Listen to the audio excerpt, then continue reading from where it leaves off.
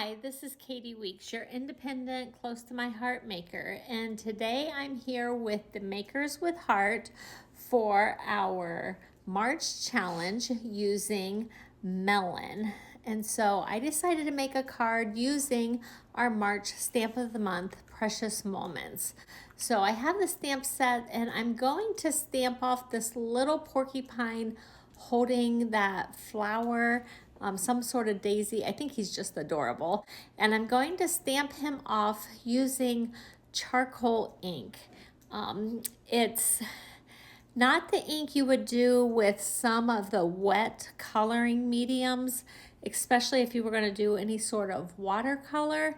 But the way I'm going to color him, I think I'll be okay and I can get away with using the charcoal ink. I did not want something quite as dark and bold.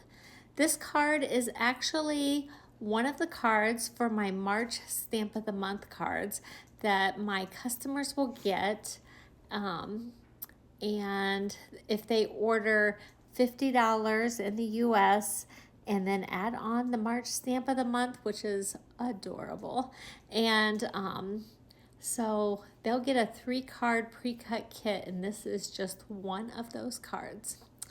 Okay, the next thing I'm stamping off is the sentiments, and the one that I'm going to use that I'm stamping off here says thank you bunches. So I'm also stamping this off in charcoal ink. And then I'm going to work with my Melon cardstock. This is the color of the year for Close to My Heart, and I'm going to make my card base from Melon cardstock.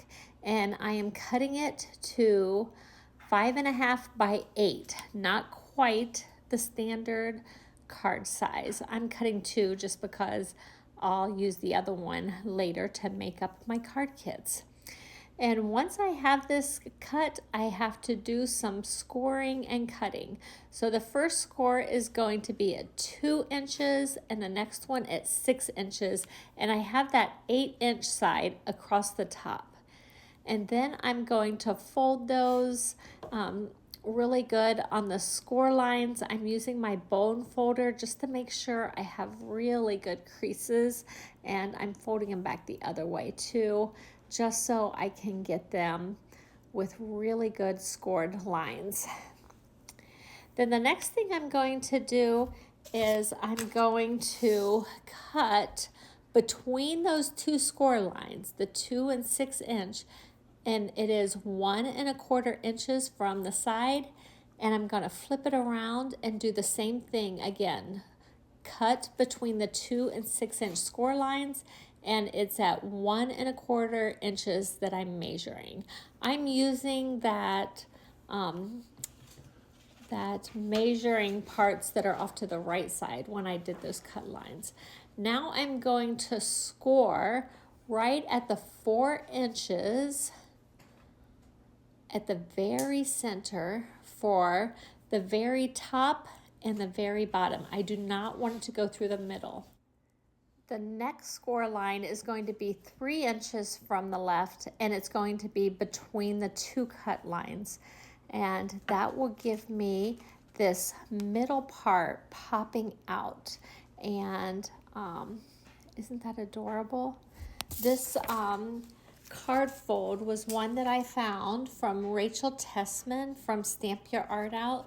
She's actually a consultant for another company, but I just love the design of this basic cut and folding for this card design.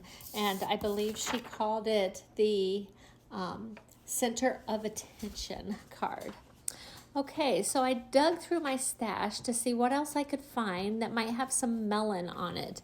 And I went back to last fall, and Fabulous, our Halloween special, had these great lines. I think it was maybe some melon and maybe some paprika for those diagonal lines. And so I'm going to cut 2 panels. I just want these on the back because I don't want the back totally plain, but I don't want it as fancied up as the front. So those two panels measured 1 7/8 across and 5 3/8 down. Now the stripe paper. These are from the mix-ins from January through March, and I'm cutting them at 1 1/8 inches down the strip, and then across they are 1 7/8 inches, and I'm keeping them lined up because I want the ones across the top of my card and the ones across the bottom of my card to match. So that's why I'm lining these up and keeping them in order. And I picked out another strip and I'm cutting it at 1 1/8 inch and then turn it in 1 7/8 inches again. And you'll see when I line those up and I adhere them to the top and bottom of this card that the stripes are going to match up perfectly. As you watch me adhere some of these panels down, I wanted to explain a little bit about Makers with Heart. I'm sure a lot of you are returning to the subscriptions that you have on the YouTube, and you have seen many of these episodes before. But each month on the 10th of the month, we have a new challenge that we do, and everybody has a certain day of the week. This month for March, the 10th fell on a Friday, so Jessica Dipzinski started us off, and our theme was to use the color of the year, which is melon. Since I have Mondays, yesterday preceding mine was Amanda Ross, and Tuesday, tomorrow, will be Julie. So make sure you follow along, and we will have a playlist that is in the description and that will be linked so that you can follow along. And I put all of the supplies that I use in the description as well. Okay, so now I am trimming down my panels, and this little porcupine guy that is so adorable measures about 1 5/8 by 2 5/8, and I'm gonna put him down on a piece of, I tried the melon different colors, I just did not like that, and I thought the paprika was a really nice color to layer this on and works well with the melon. And it also goes well with those stripes that were in that mix-in paper. So I'm going to trim this to 1 7/8 by 2 7/8, and I'm going to layer that right in the center of that card. And I kept flipping it back and forth, and I ultimately decided I liked it best on the darker shade. So our two-sided cardstock, one is the true color and the other side is lighter, and I really like how that looks on top of there. And then I'm going to pull in a sentiment, and I decided on thank you bunches, and I'm going to trim this little panel down too. It is nothing precise, it's just what worked for my particular sentiment, but I did it 1 1/2 inches wide, which is about the width that you would probably want. You could go a little wider, but I did 1 1/2 wide and 2 inches tall. And then I needed to put it on a piece of paprika as well, and I did that 1 3/4 by 2 1/4, and that one was just a nice cute little sentiment to go with it.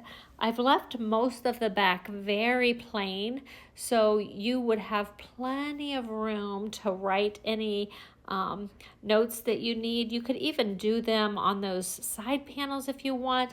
I will probably sign my name right in that center spot of the back.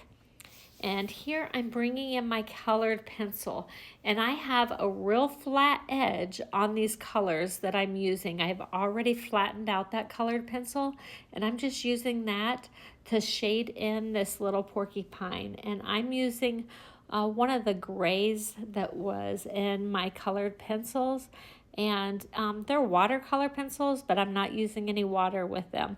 I also have a green in there that's close to our clover cardstock, I would say. And I have what was a real light, like flesh tone that I use just for the bottoms of this little guy's feet. And then I'm going to kind of rub out those pencil marks as much as I can. I use the green along the bottom of the grass and also along the stem for that flower. And then I finally just used my finger and kind of smudged out those pencil lines. And it sounds kind of silly, but it works. I just kind of smudge it out, and then you don't see any harsh lines. And then I'm coming in with 2 of my shimmer brushes. So I happen to have peach and lemonade, and I had played with this on another image earlier, and I just take some and put it off on the side on a messy mat or on something you can wipe off. And I start at the outside and then I pull it to the center. So the heaviest concentration of some of that color is towards the center, which I thought I wanted the lightness to be around the far outside part of the petals. And then I did the same thing with the lemonade shimmer brush, and the part where they showed the little highlight, I made that the darkest area along that bottom right part of the flower. Now I'm taking my Melon ink pad that I have, and I'm just going along the edges of this panel, being real careful not to get my fingers in that shimmer brush in case they're not dry yet. And then I'm going to put this panel in the center of my card. And I think that is just the cutest little thing. And then I need to add a few embellishments. So I dug through my stash and I found some of these flower sequins. They're retired. I don't think we still have them, but they're just adorable. And I use those. And then I also have the dots that are in Melon. And I put a few of those around the card as well. And I put just a couple on the back as well, because why not, right? So I think this turned out pretty cute. I really like this fun fold for a card. I think it will sit up on a shelf nicely. I have this thing about cards, and I don't know about you, but even though I love fun folds, I love them as long as you can set it up on a shelf and it's freestanding and it gives a nice presentation, not just when somebody opens the card and takes it out of the envelope, but also when it's sitting up on a mantle or on a shelf or something like that. And that's what I like about this fun fold. It really works nicely for setting up as a display as well. Maybe your mom doesn't display all of yours. My mom still does. So that's just one of those things. She sets out her cards, I sit out my cards, and I want them to display all nice and pretty. So that's how it'll look in the envelope, and then they open it up. How cute is that? So there's my card. I hope you will check out Julie tomorrow, and make sure you check the description for any items if you want to know what I've used, and for a playlist as well. And if you look closely at this next picture, you should be able to see all that shimmer and shine. I do want to tell you about a free virtual crop that we are having with the Makers with Heart. It will be April 22nd, so mark your calendars now. And if you've enjoyed this video, please consider giving me a thumbs up, subscribing to my channels. You might as well turn on the bell for notifications, and feel free to leave a sweet comment and forward this to your crafty friends. Have a great day.